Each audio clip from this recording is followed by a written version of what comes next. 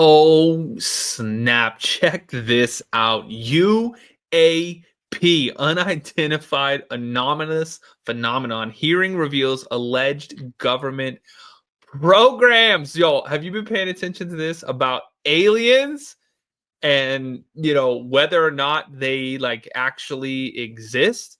This is crazy. Let's jump into this, y'all. Look at this.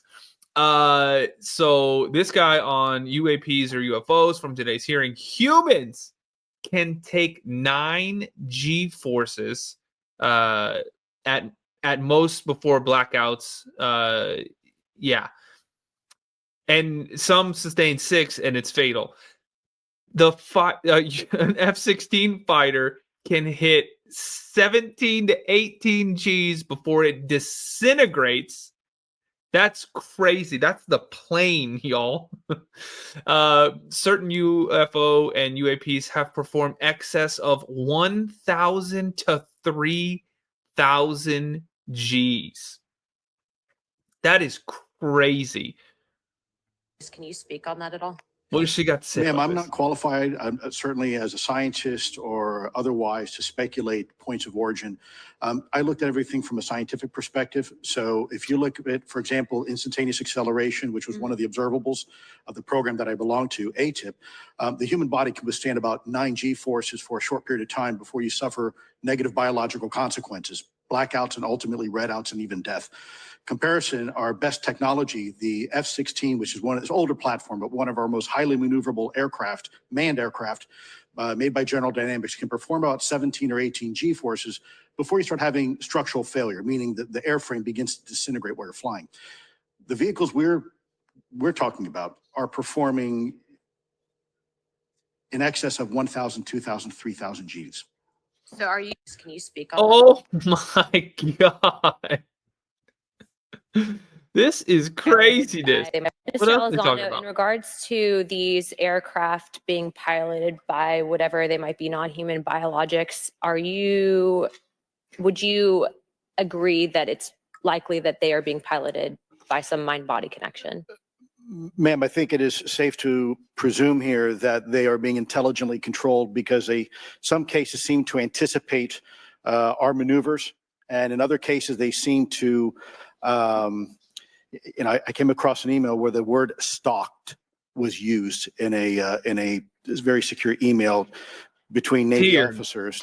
That's terrifying. Discussing their ships being pursued by a UAP. In our previous panel, we had Grush, and he had testified to say that some of these were interdimensional beings. Can you speak on that at all? Ma'am, I'm not qualified, certainly as a scientist or otherwise, to speculate points of origin. I looked at everything from a scientific perspective. Our best technology, made by General Dynamics, structural failure, meaning that in excess of 1,000, 2,000, 3,000 Gs. So I guess, would it be safe to infer that they're living craft? I'm not prepared at this point to state for the record is something alive or not, because even that definition is right. There was a time in science we thought that life required oxygen, and we now know that's not true. There are anaerobic bacteria that thrive in oxygen environments that lack oxygen. And so also same with photosynthesis. When I was in college, I was told everything is derived from photosynthesis as a form of energy. In reality, that's not true. There are things that live off of chemosynthesis. So we're constantly having to reevaluate our understanding of what the definition of life is. Oh my God, it's terrifying. I'm deeply invested in the latest UFO UAP disclosure in Congress. I mean, yeah, they got some crazy looking stuff, y'all. I mean, leave a comment. Let me know what you think about all this. Any communication? Has there been to your knowledge, any communication with a non-human life form? So the term communication is a bit of a trick word because there's verbal communication like we're having now. The problem is you also have nonverbal communication. And so I would say definitively yes, but from a nonverbal meaning, when a Russian reconnaissance aircraft comes into U.S. airspace, we scramble 2 F-22s, and we are certainly communicating intent and capability. I think the same goes with this. We have these things that are being observed over controlled U.S. airspace. And they're not really doing a good job hiding themselves. They're making it pretty obvious they have the ability to even interfere with our nuclear equities and our nuclear readiness. Has there been any, to Oh your knowledge, my God, that is terrifying. Michael Schellenberger just sent 212 pages of evidence and government cover-ups to Congress. Oh, hell. UAP hearing. Today I dropped legislation that would protect UAP whistleblowers. What else for is his going opening on? statement. I will now recognize Mr. Elizondo for his opening statement. Oh, this is his opening Greetings, statement. Chairwoman Mace, Chairman Grothman, ranking members Connolly and Garcia, and members of the committee. It is my honor and privilege to testify before you on the issue of unidentified anomalous phenomenon, formerly known as UFOs. On behalf of our brave men and women in uniform and across the intelligence community, as well as my fellow Americans who have awaited this day, thank you for your leadership on this important matter. Let me be clear, UAP are real. Advanced technologies not made by our government or any other government are monitoring sensitive military installations around the globe. Oh my God. Furthermore, the U.S. is in possession of UAP technologies, as are some of our adversaries. I believe we are in the midst of a multi-decade secretive arms race, one funded by misallocated taxpayer dollars and hidden from our elected representatives and oversight bodies. For many years, I was entrusted with protecting some of our nation's most sensitive programs. In my last position, I managed a special access program on behalf of the White House and the National Security Council. As such, I appreciate the need to protect certain sensitive intelligence and military information. I consider my oath to protect secrets as sacred, and I will always put the safety of the American people first. With that said, I also understand the consequences of excessive secrecy and stovepiping. Nowhere was this more apparent than in the aftermath of 9/11, which many of us remember all too well. I believe that America's greatness depends on three elements.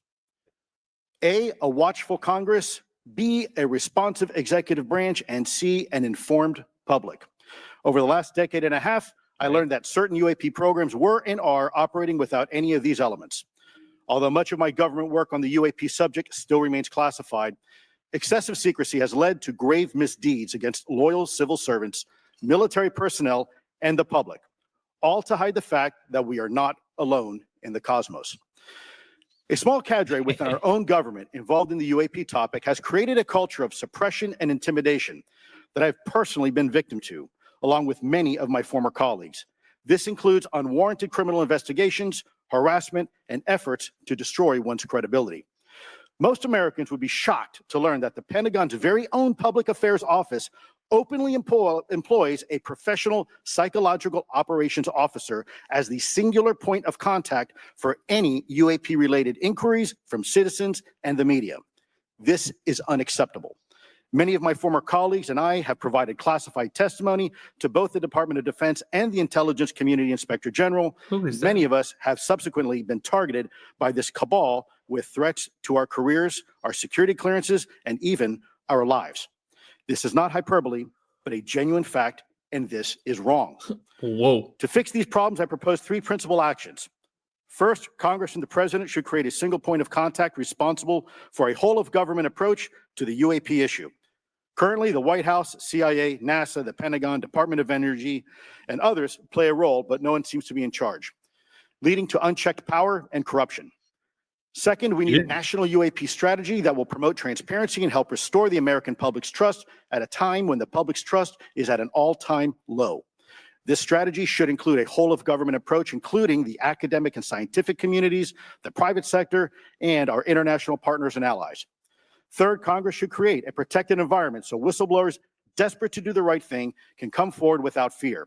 As it currently stands, these whistleblowers suffer because of stigma, a code of silence, and concerns about retaliation. These whistleblowers should be encouraged to come forward in ways that protect them against any forms of retaliation. Policies and procedures should ensure that protection, and for those who refuse to cooperate, it is up to the members of this committee and the other lawmakers to wield their subpoena power against hostile witnesses and prevent additional government funding to those UAP efforts that remain hidden from congressional oversight. In closing, we as Americans have never been afraid of a challenge. In fact, we thrive on them. whether it's eradicating polio or going to the moon. We don't run from a challenge, we take it head on. To the incoming administration and Congress, I say to you, we need immediate public transparency. And this hearing is an important step on that journey. If we approach the UAP topic in the same way as we as Americans have met other challenges, we can restore our faith in our government institutions. Together, we can usher in a new era of accountable government and scientific discovery. I believe that we as Americans can handle the truth. And I also believe the world deserves the truth. Thank you, esteemed members of Congress, for your time today. It is profoundly appreciated by many. Oh my God. One To the more. Congressional Record. And I would now, committee staff asked me to go ahead and I will do it, to enter into the Congressional Record this 12-page document that Michael Schellenberger brought today that describes the Immaculate Constellation government program. So we will do that now. Every member up here has a copy of it. The first section talks about the unacknowledged special access program called Immaculate Constellation. And the second section about USG imagery intelligence. And Representative Luna just told me if I say Immaculate Constellation, I'll be on some list, maybe a FISA warrant. So come at me, bro, I guess. But without objection, entered in the record. And I would now, committee staff asked. Oh, damn. Y'all leave a comment. Let me know what you think about that. Oh, this is talking about, is it being hidden? Briefly, do you believe, just for the record, that the federal government, any part of the federal government, is knowingly concealing evidence about UAPs from the public? Yes, sir. 100%.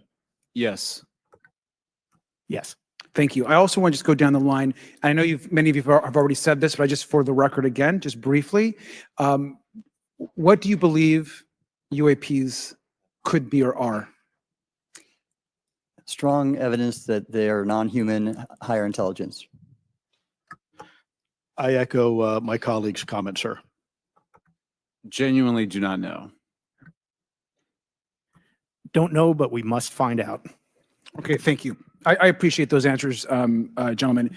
I think this is obviously another, briefly, do you believe? Man, oh man, this is crazy as hell. Y'all, let me know what you think about that in the comments. Literally leave a comment, like the video. Wow. Aliens are real. What next? Oh God. I'll see you on the next one.